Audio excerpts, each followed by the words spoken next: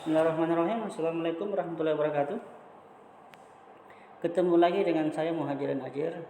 Kembali ke channel saya tentang trik sukses buat pemula, tentang investasi gedung burung walet. Pada video yang telah pernah saya sampaikan, materi-materi awal, yaitu yang pernah saya sampaikan tentang ada beberapa syarat-syarat pembuatan rumah burung walet. Jadi yang kemarin, video yang lalu saya sudah sampaikan, yang pertama itu lokasi, kedua tipe jenis bangunan, ketiga itu desain gedung, 4 tata ruangan dan iklim gedung. Itu sudah saya sampaikan. Berikut akan saya sampaikan bagaimana faktor tentang kenyamanan sebuah gedung. Oh ya, bagi teman-teman yang baru gabung dengan channel saya, jangan lupa like dan subscribe-nya ya, untuk mendapatkan pemberitahuan tentang bagaimana trik-trik untuk menginapkan burung di sebuah gedung baru.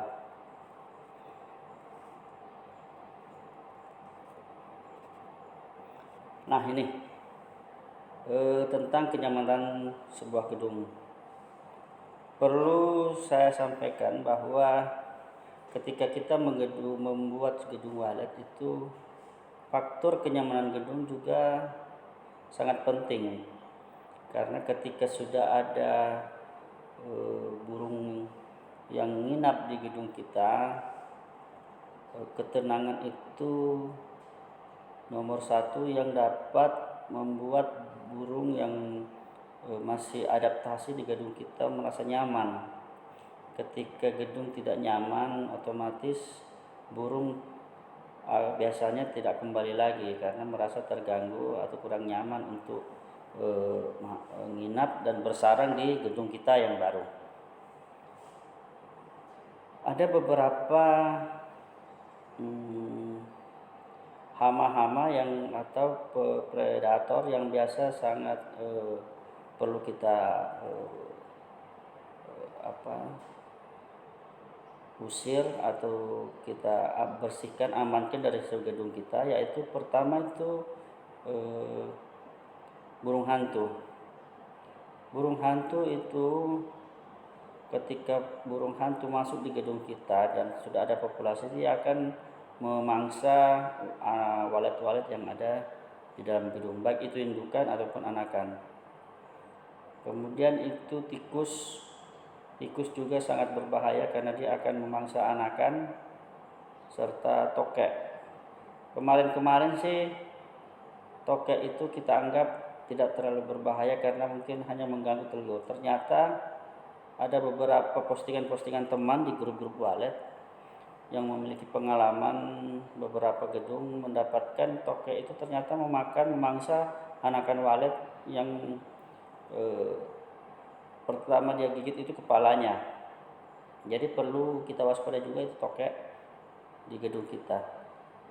Yang memangsa walet itu, anakan walet itu yang dengan ciri-ciri kepala hilang itu tokek dengan tikus. Gitu. Jadi perlu kita waspada juga. Termasuk ular. Ular juga kadang kalau gedung walet kita berada di pedalaman yang masih banyak semak belukar, itu juga perlu kita waspadai karena biasa ular juga bersarang di dalam gedung kita.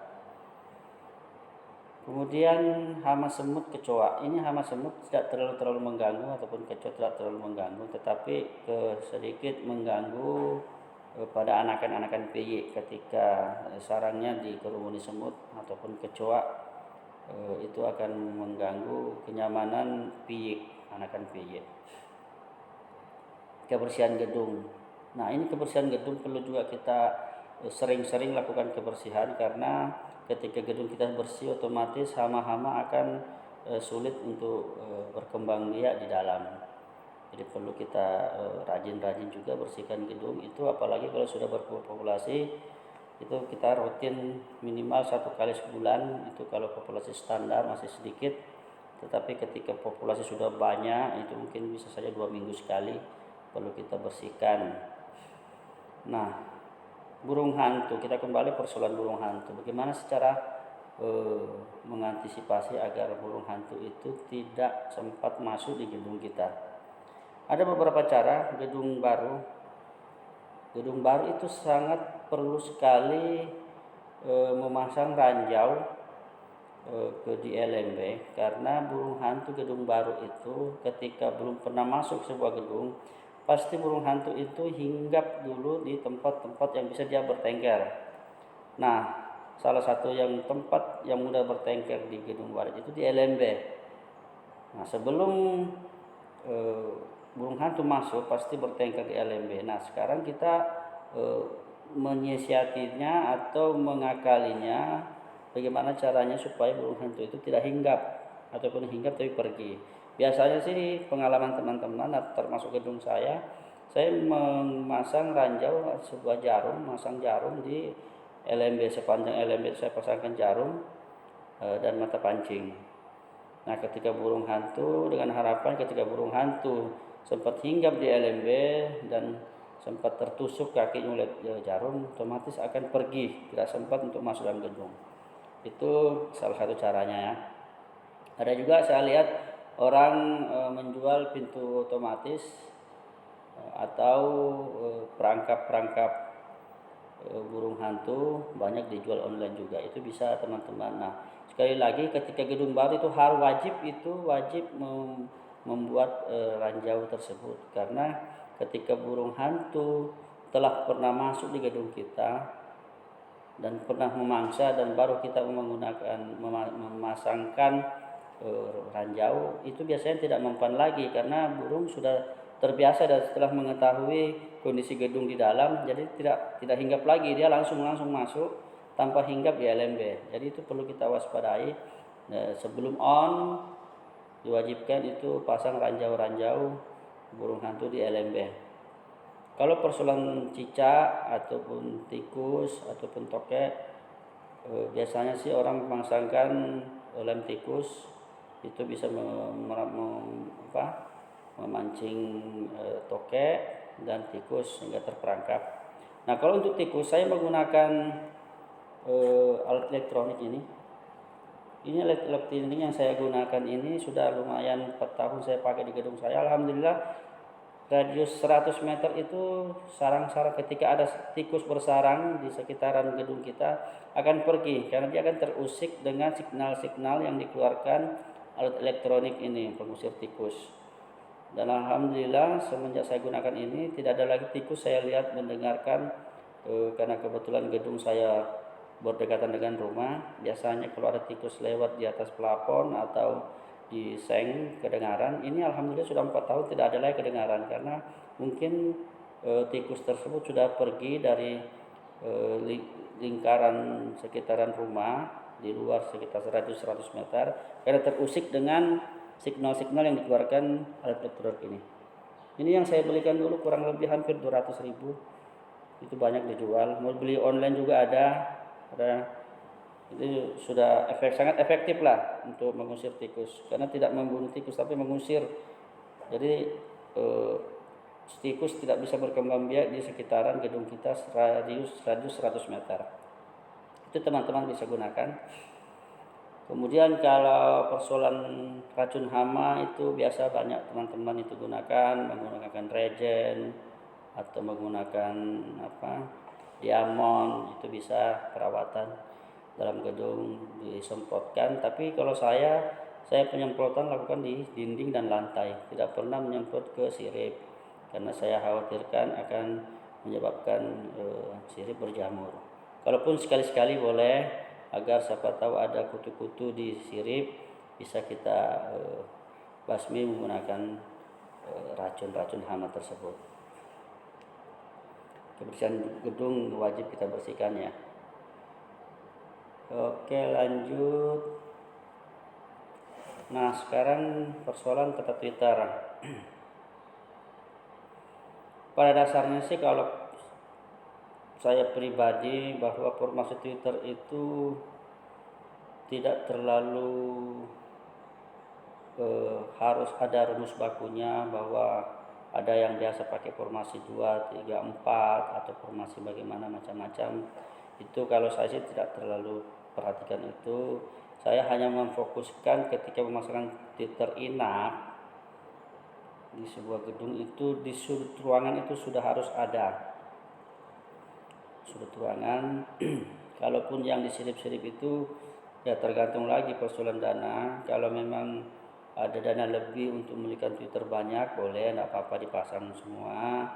Ataupun mau irit hemat juga boleh juga, tidak terlalu banyak Twitter. Tetapi yang sangat penting itu di sudut-sudut ruangan, karena itu akan menyatukan suara di gedung kita, menyatukan suara inap, akan fokus di setiap sudut-sudut ruangan. Jadi tergantung nanti waletnya di mana dia sukai, dia akan hinggap di situ dan bersarang. Nah, persoalan Twitter panggil, itu Twitter panggil dipasang di LMB, ada yang bisa pasang 1, pasang 2, itu terserah, minimal 1 pun penting ada suara. Twitternya juga mau pakai magnet boleh, mau pakai bukan magnet juga boleh. Nah, tapi kunci utamanya Twitter tarik, karena fungsi Twitter tarik sebenarnya memandu burung walet masuk di gedung baru sebagai rambu-rambu. Ketika di mana ada Twitter tarik terletak, disitulah biasanya burung terpandu untuk mendekat. Jadi formasinya itu tergantung ruangan kita. Ketika ruangan kita menggunakan skat, jadi setiap skat itu harus ada Twitter tarik, dan Twitter tarik paling ujung bangunan itu harus ada juga, agar gedung walet yang baru masuk survei di gedung kita akan ketarik ke sudut di ujung ruangan. Kalau ruangannya panjang, misalnya 20 meter ke belakang, harus ada di ujung ruangan, agar walet tersebut bisa terpandu sampai ke ujung gedung. Apalagi menggunakan skat atau kamar-kamar, itu wajib memasang Twitter tarik di setiap pintu skat, karena itu merupakan rambu-rambu atau yang bisa memandu walet untuk masuk menjelajahi gedung kita. Itu sangat penting Twitter tarik ya, sangat penting. Oke, ya, persoalan nomor 2, Twitter heksagonal. Untuk Twitter heksagonal itu segala macam penjuru boleh, ada yang biasa menggunakan 4 Twitter boleh, lebih daripada itu 6 Twitter atau 7 Twitter itu boleh. Itu biasa disimpan di atap. Cuman sebaiknya Twitter atap itu tidak terlalu tinggi, tidak terlalu jauh dari LMB, agar burung walet ketika sudah mendekati gedung kita bisa fokus ke suara yang ada di LMB. Begitu. Kalau tidak fokus di LMB, burung hanya bermain-main di Twitter atap atau Twitter heksagonal. Dan volume juga jangan terlalu nyaring. Volumenya itu yang ibaratnya misalnya di LMB volumenya jam 9, di Twitter heksagonal itu volumenya jam 8 atau setengah 9. Harus agak besar yang di LMB supaya burung itu fokus di suara di LMB.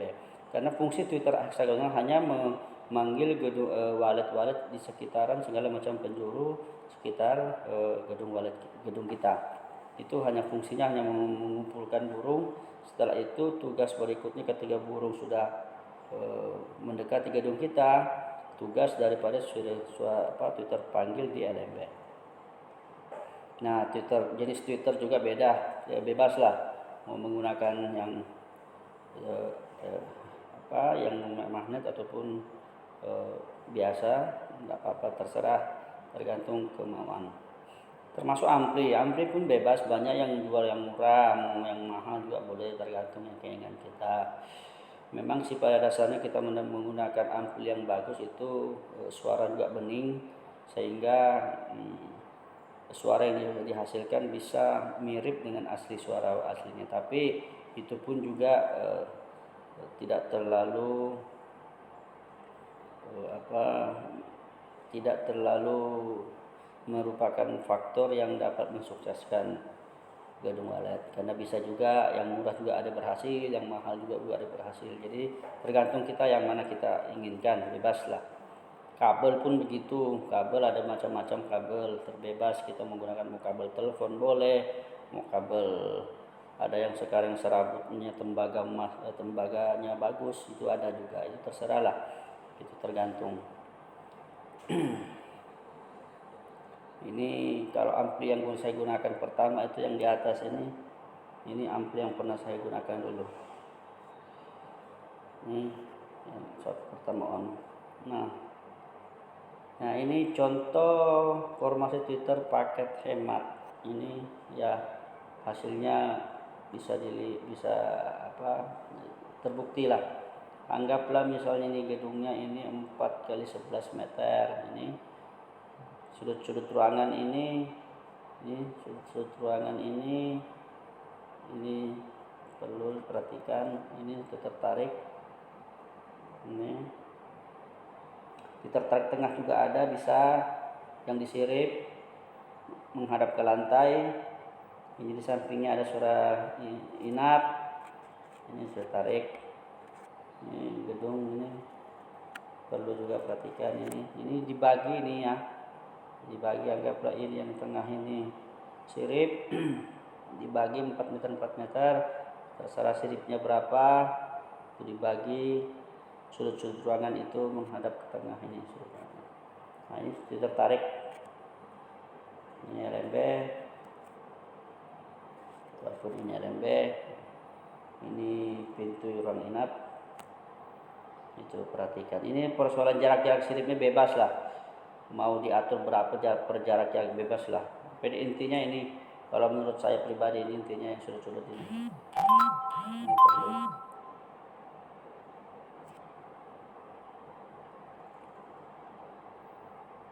perlu diperhatikan nih.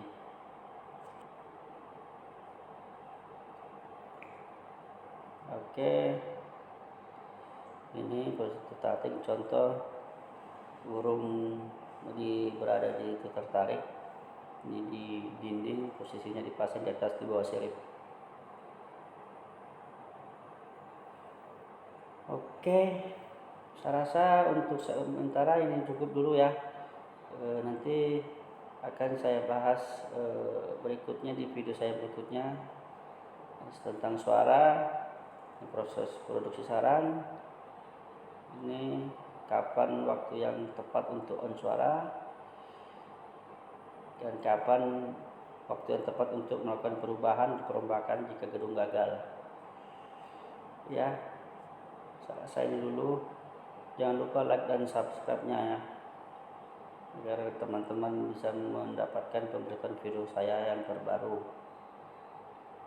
Ini kenyamanan sebuah gedung ini perlu juga, karena biasanya juga predator yang paling berbahaya di sebuah gedung itu adalah pemiliknya sendiri, karena sering-sering masuk.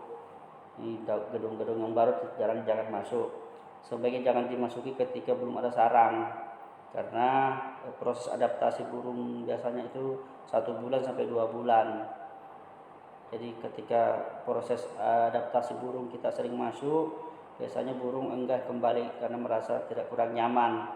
Jadi kita sangat perlu juga kunci keberhasilan kenyamanan gedung, jangan sering-sering dimasuki. Ketika semua predator aman tapi kita sering masuk, itu predator paling berbahaya juga adalah pemilik gedung itu sendiri, karena sering-sering masuk. Itu jangan sampai. Ketika sudah ada sarang bolehlah kita sering masuk, tapi kalau belum ada sarang jangan masuk dulu, karena itu akan mengganggu kenyamanan burung yang sudah ada adaptasi ataupun sudah beringin membuat sarang di gedung kita. Baik ya, demikian video saya kali ini. Semoga bermanfaat. Salam satu hobi, sukses bersama. Assalamualaikum warahmatullahi wabarakatuh.